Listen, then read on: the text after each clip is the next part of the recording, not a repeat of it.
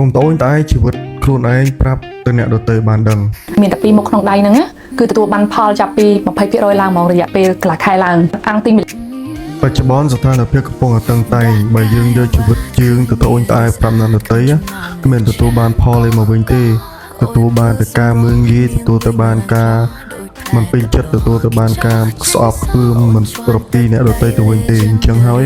វាគ្មានប្រយោជន៍ទេដែលយកជីវិតកំសត់របស់យើងយកភាពខ្វះខាតរបស់យើងទៅត្អូញត្អែទៅប្រាប់អ្នកដទៃចូលកុំបង្ហាញចំណុចខ្សោយចំណុចដែលយើងអន់ចំណុចអវិជ្ជមានរបស់យើងទៅប្រាប់អ្នកដទៃសោះនៅក្នុងស្ថានភាពបច្ចុប្បន្នពីព្រោះវាមិនទទួលបានផលអីត្រឡប់មកវិញទេក្រោយពីការមើលងាយក្រោយពីការមិនពេញចិត្តនិងស្អប់ត្រឡប់ពីអ្នកដទៃមកវិញនោះទេផ្ទុយទៅវិញមានតែការព្យាយាមការខិតខំព្យាយាមធ្វើប្រើប្រាស់សមត្ថភាពរបស់យើងអស់លទ្ធភាពដើម្បី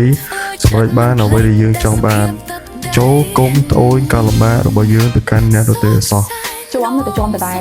មកបើសិនជារកផលិតផលប្រើអត់បាត់អ្នកគ្រូណែនាំអញ្ចឹងបើសិនជាករណីថាមានជាប់មិនថាជាប់ខ្មៅកម្រិតណាឯងជាប់ដោយសារផលិតផលជាប់ដោយសារអរម៉ូនបំរែអរម៉ូនទឹកតកូនខ្ចីហើយអីហ្នឹងណាមកសាកបានមានតែពីរមុខក្នុងដៃហ្នឹងណាគឺទទួលបានផលចាប់ពី20%ឡើងមករយៈពេលកន្លះខែឡើងខាងពីមីឡាឆ្មានេះយើងលាបតែពេលយប់ទៅចារយៈពេល1សប្តាហ៍ហើយឃើញខ្លាយពី20%ឡើងហើយបើសិនជាករណីថាពេលព្រឹកលាបជាមួយនឹងលេខការពារកម្ដៅថ្ងៃព្រឹកថ្ងៃឲ្យបានជាប់ណាការពារកម្ដៅថ្ងៃពីពន្លឺព្រះអាទិត្យ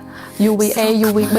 ចារដឹងតែទទួលបានផលផ្លែស្អាតចាប់ពី20%ឡើងលើរយៈពេល1សប្តាហ៍